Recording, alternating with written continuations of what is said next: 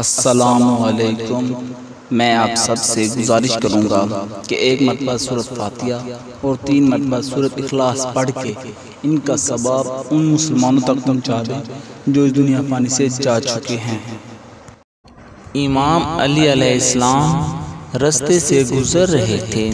एक शख्स इमाम की खिदमत में आया और दस्ते अदब को जोड़ के अर्ज करने लगा, ए नवासे रसूल, मुझे चारों तरफ से मुसीबत ने घेर रखा है। ना गुर्बत ख़त्म होती है, ना हालात बदलते हैं, परेशानी ख़त्म होती है। ए अल्लाह के रसूल के नवासे, मैं ऐसा क्या अमल करूं कि मेरी परेशानियां ख़त्म होने लगी। बस ये कहना था तो इमाम अली अलैहिस्सलाम ने फरमाया, ए शख्स, तुम इशा की नमाज के बाद 27 मरतबा सूरत फातिहा, 27 मरतबा सूरत फलक और 27 मरतबा सूरत नसर पढ़ा करो।